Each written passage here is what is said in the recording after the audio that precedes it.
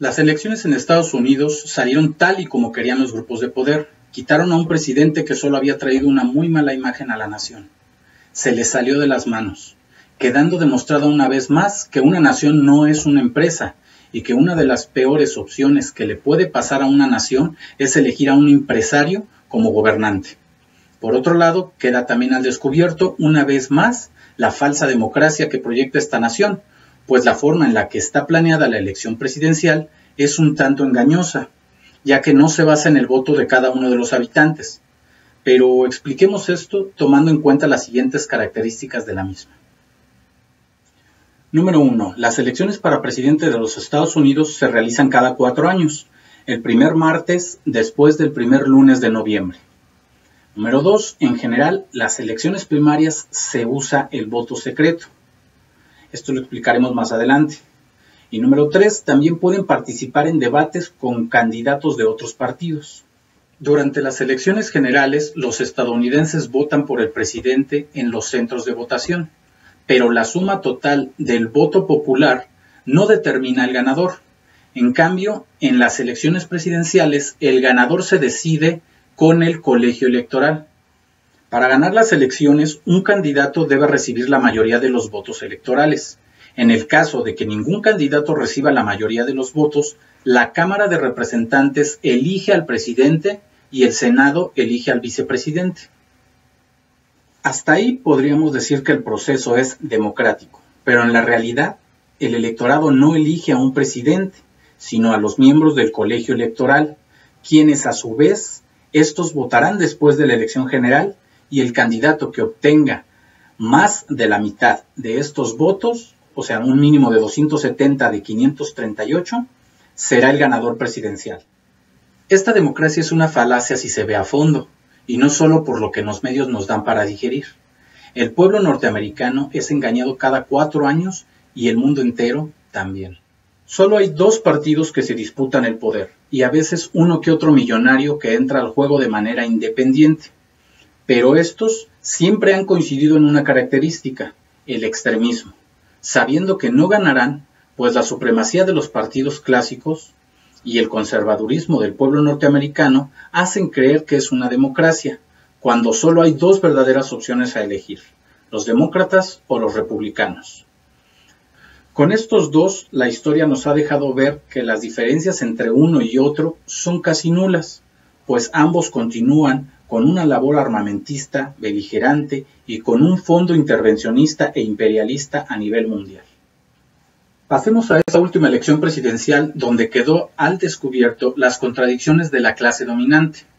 Estas, junto con las redes sociales, se han encargado de mostrar al desnudo la podredumbre y las mentiras de la democracia en la Unión Americana.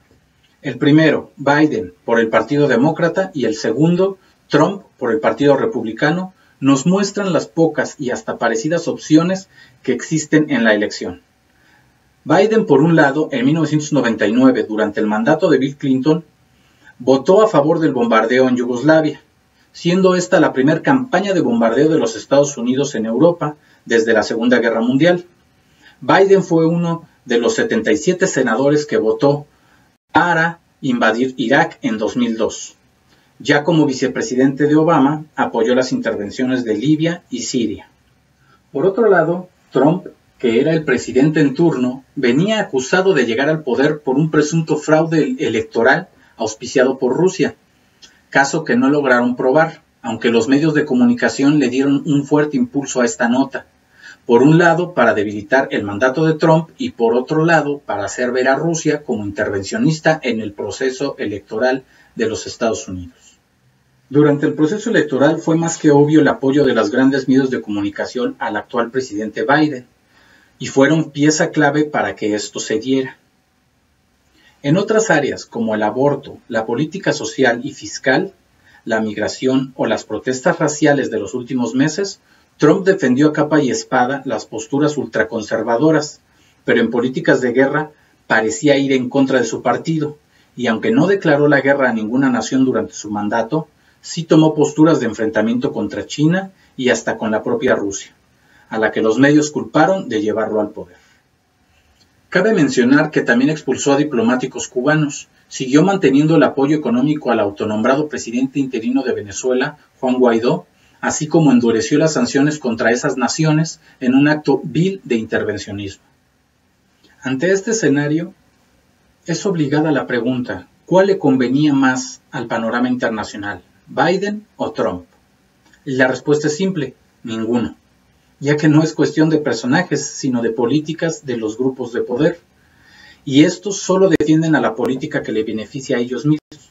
Defienden la política que les da a ganar más dinero sin importar la salud, el nivel de vida y hasta la vida misma de los ciudadanos estadounidenses. Y si esto no les importa, menos será así la de otras naciones y ciudadanos del mundo. Esto incluye propiedades y activos financieros. De hecho, Anthony Soros, director de la Universidad de la ONU, comparó la situación de la siguiente forma.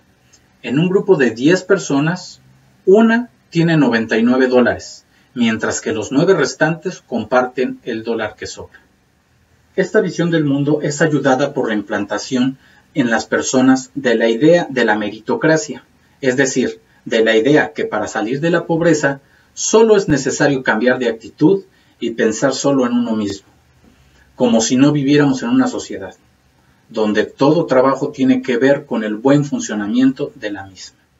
Pero todo esto que hemos comentado ha sucedido con casi todos los presidentes de Estados Unidos y se concretó más en el periodo neoliberal, por lo que volvemos a la tesis que no importa quién llegue a la presidencia de los Estados Unidos, sino cambiar el sistema económico, político, social y cultural de aquella nación. Bueno, ahora que ya conocemos el resultado de la elección, ¿qué nos puede esperar con Biden en el poder?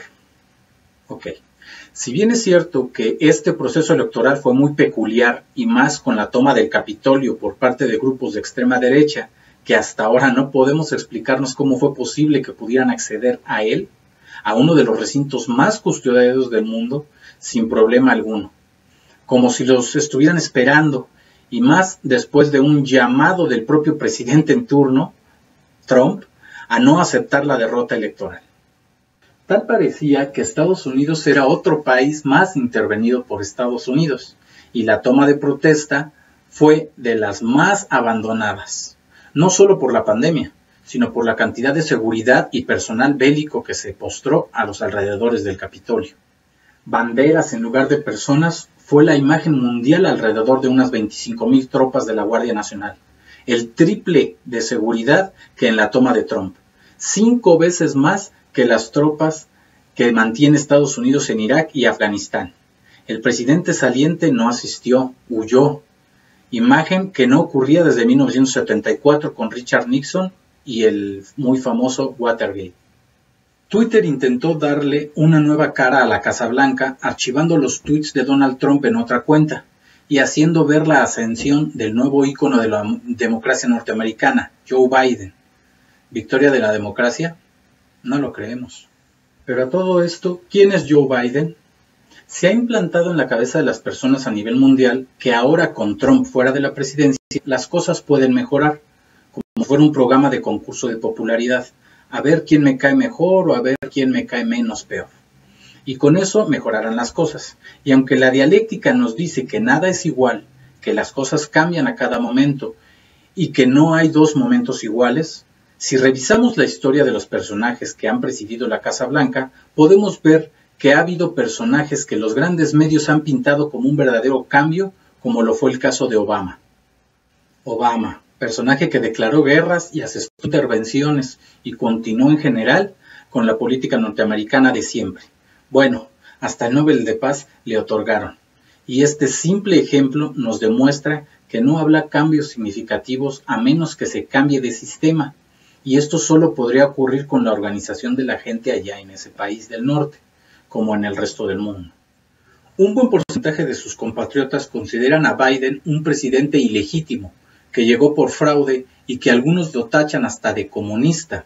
Y si a esto le sumamos que es un país con gran cantidad de civiles armados y una gran cantidad de milicias, todo esto sin contar que Biden representa un pasado no muy lejano y la verdadera política estadounidense que ha provocado guerras y crisis económicas alrededor del mundo, no vemos nosotros realmente un futuro prometedor.